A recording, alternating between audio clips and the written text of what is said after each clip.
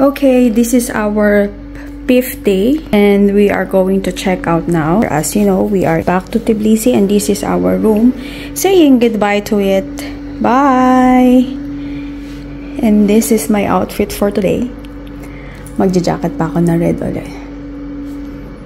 Punta na kaming airport. Breakfast muna kami ng 8 o'clock until 9:30 pero mag-check out na rin kami. See you later! We are signing off. This is the hallway. Ay, yun na ko yung card ko. Of course, namili ng card.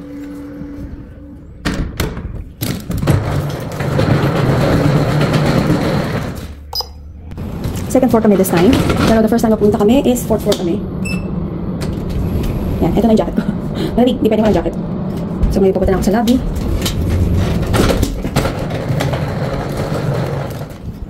Labas muna tayo. Check natin kung nandun sila sa labas. Hi, Miming! We stayed here for 2 nights and another night on our last day.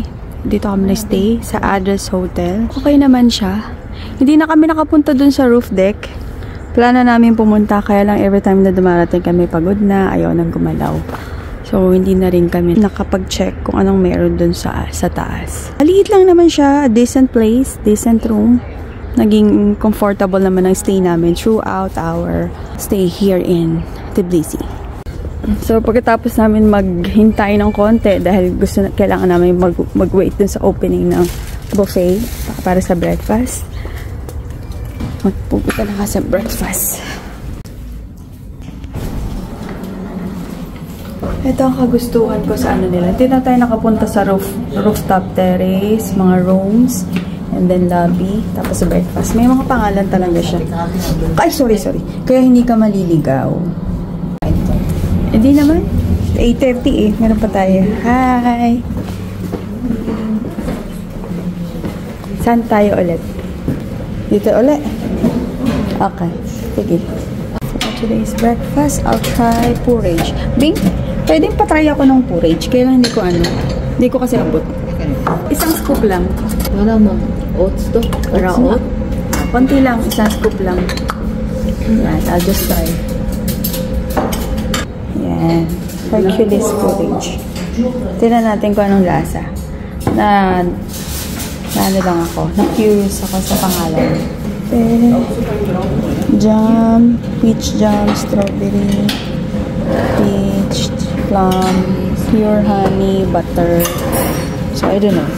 Hindi rin pala ako kukuha. Ay, ano to?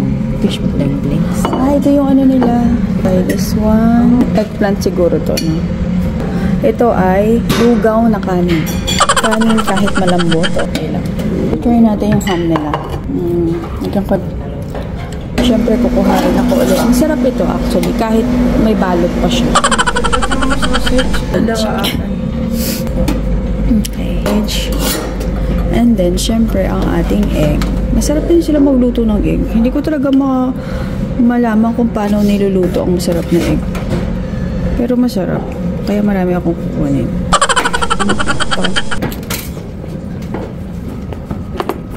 Hindi makukumpleto ang breakfast ng walang kape. Amerikano tayo. 8:30 ang aming call time. Taste niya ang Hercules porridge. Sarap. Maalat. Maalat na. Hindi man maalat. Medyo, may konti. Parang lugaw nga na may konting salt. Pero bulgur siya, bulgur. May alat. Kaya tinawag siyang Hercules. Yun lang naman. Oh, ayan, kain na. And we're done with our breakfast. Morning. Dito na kami sa lobby. Magcha-check out na kami. Ay, hindi pala. Na-check out na pala. Ayan. Bye, Miming! Oh, alis na kami. This is it. Pansit!